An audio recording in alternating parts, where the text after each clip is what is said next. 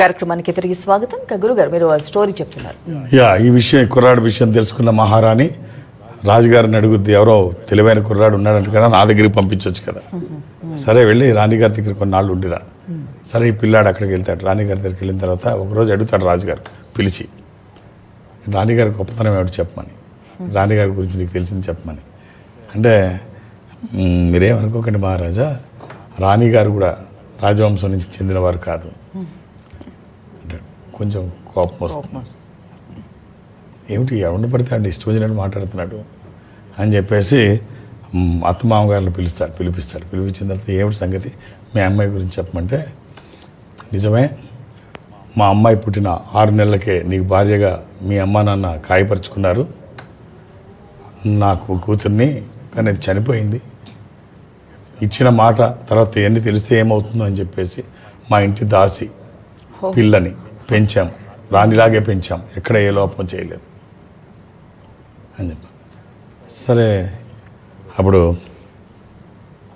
ఇది జరిగిందని చెప్తే ఇప్పుడు రాజు మళ్ళీ వీడికి బహుమతులు ఇచ్చి కొన్ని గొర్రెల్ని మేకల్ని బహుమతిగా ఇచ్చాడు. అంతకుముందు చెప్పినప్పుడు కూడాను చక్కగా ఓ మంచి గుర్రం గురించి చెప్పినప్పుడు మంచి గుర్రాన్ని, ఆహార పదార్థాలన్నీ బహుమతిగా ఇచ్చి ఇంటికి పంపిస్తాడు. ఇప్పుడు కూడా మంచి మేకల మంద గొర్రెల్ని చక్కగా అన్ని బహుమతులకు ఇచ్చి పంపిస్తాడు. నీకు ఎలా తెలిసింది అని అడుగుతాడు. మన రాణి గారి గురించి నీకు ఎలా తెలిసింది అంటే, ఏం లేదు రాజా, ఆ రాజవంశం నుంచి వచ్చిన మహారాణి అయితే తన పని వాళ్ళని ప్రేమగా చూస్తుంది, ఆప్యాయంగా పలకరిస్తుంది. ఎంతసేపు రాణిగారి చిరాకులు, కోపం, ద్వేషం, ఏ పని చేసినా నచ్చకపోవడం ఇలా ఉండదు. అసలు పెద్దవాళ్ళు ఎవరు ఇలా ఉండరు, అందులో దానికి భిన్నంగా ఉంది, అదొక్కటే, ఇంకంతకు మించి ఏమీ లేదు అంటే. సరే కొంతకాలం గడిచిపోద్ది. కొంతకాలం గడిచిన తర్వాత నా సంగతి ఏమిటో చెప్పంటాడు రాజు. నేనెవరిని, నా గురించి నీకేం తెలుసు? సరే నేను చెప్పే ముందు నాకు ఒక మీరు మాట ఇవ్వాలి అంటాడు. ఏమిటా మాట అంటే, నన్ను నా ప్రాణానికి హాని లేదు అని చెప్తే నిర్భయంగా నేను చెప్తాను ఏదైనా. నీ ప్రాణానికి వచ్చిన డోకా ఏం లేదురా బాబు చెప్పంటాడు. మహారాజా నువ్వు రాజవంశానికి చెందినవాడు కాదు,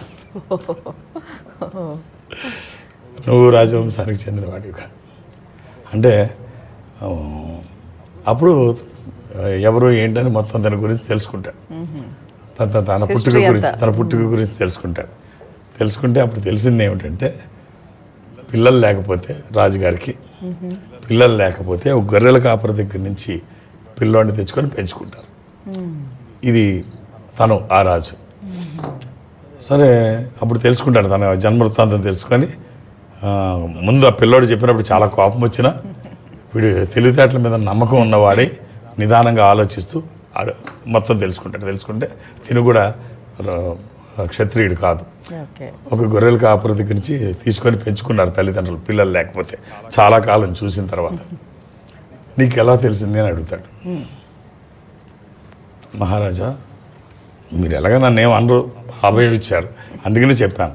ఎలా తెలిసిందంటే, రాజులు ఎవరైనా రాజరిక వ్యవస్థలో నుంచి వస్తే వాళ్ళకి మనసుకి ఇష్టమైంది ఏదైనా జరిగితే మనులు ఇస్తారు, మాణిక్యాలు ఇస్తారు, భూములు ఇస్తారు, భవనాలు ఇస్తారు.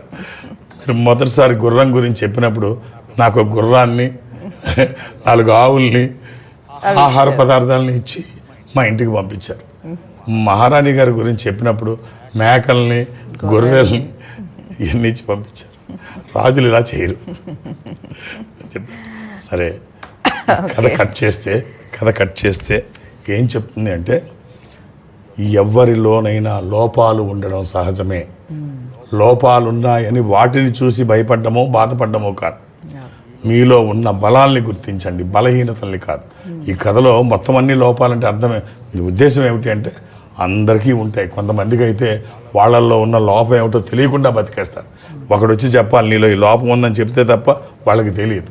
సో కాబట్టి వాటి గురించి ఆలోచించకండి, మీలో బలహీనతల గురించి ఆలోచించకండి, మీలో ఉన్న బలాల్ని గుర్తించండి. లోపాలు అనేవి అందరిలో ఉంటాయి.